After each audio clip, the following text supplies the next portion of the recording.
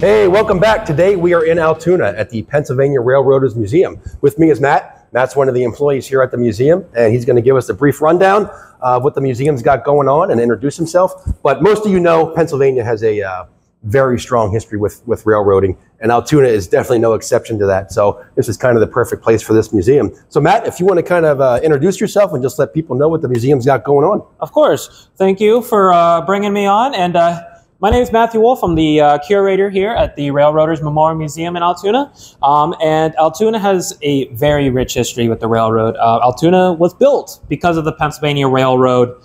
And the museum that we are currently in is known as the Master Mechanics Building, built in 1882. And in this building, we have 3 floors of exhibits. The first floor here has a replica of 1361, which I'll show you the update on that later. On the second floor, talks about the community and kind of the work side of Altoona. And then our third floor has a replica of a test lab that was once in this building. So I'm very excited to showcase you around and show you folks what we got going on here at the museum, and hopefully you come pay us a visit. We have some great events planned coming up for this summer in our brand new rail yard.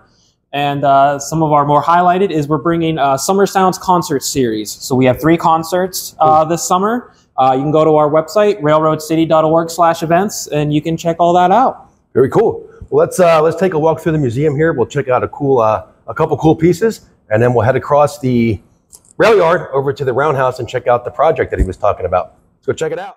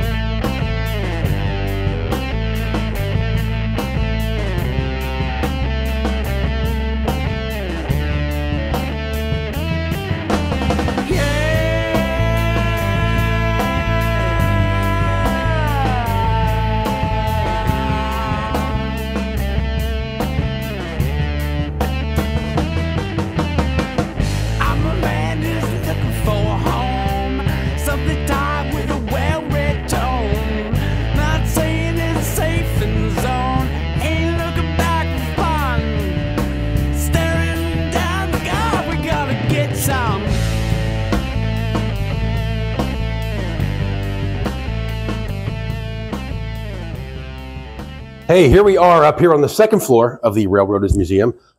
When these railroads were flourishing in these communities throughout the Commonwealth, people lived by these railroad companies. Everything they did, the families they associated with were other railroading families. The communities and the shops had baseball teams. They had all kinds of sports teams. They had bands. They go out and perform.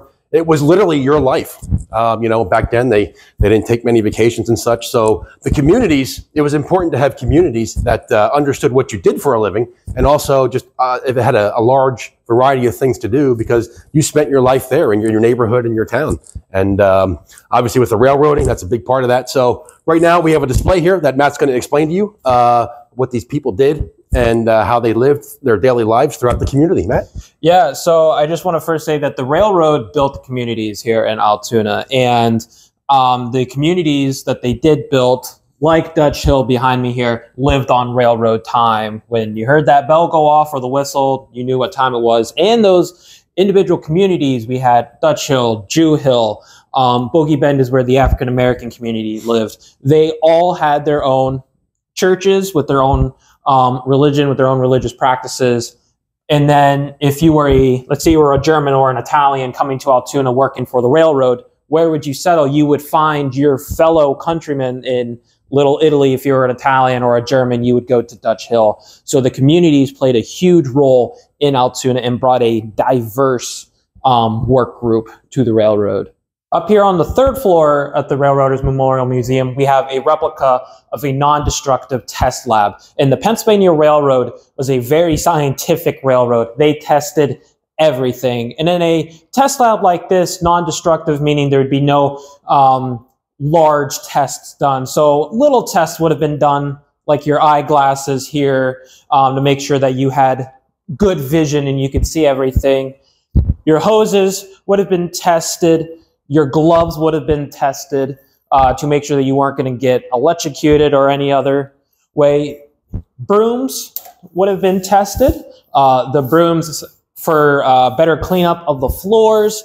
And then, of course, they also tested oranges. So the oranges were tested for their passenger trains because they wanted their passengers to drink or eat the purest orange juice while riding the rails, because first class service means first class amenities as well. So the Pennsylvania Railroad also tested light bulbs, as you can see here on this display that we have. And the Pennsylvania Railroad was the third largest consumer of light bulbs. And light bulbs were very important for the railroad because you needed to make sure your headlamps for the steam engines would work. You had to make sure that your rail yard workers, your track line workers had proper lighting so it could be seen.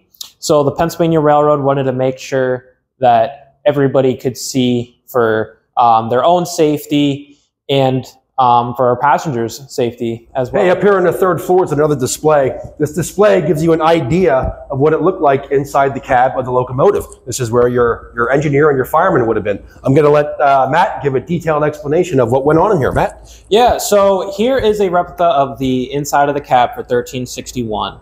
And inside the cab were the controls of controlling your steam engine. So you had your engineer on your right, your fireman on the left, and the display will actually go into detail with some numbers and explaining what each of the parts of the cab and what their purpose was and how the engine drove and went. So with Altoona being a big railroad town, it also attracted a lot of famous people that rode the rails coming through Altoona. You had presidents going through Altoona on their campaign trails. Some have even made stops here in Altoona, like Teddy Roosevelt.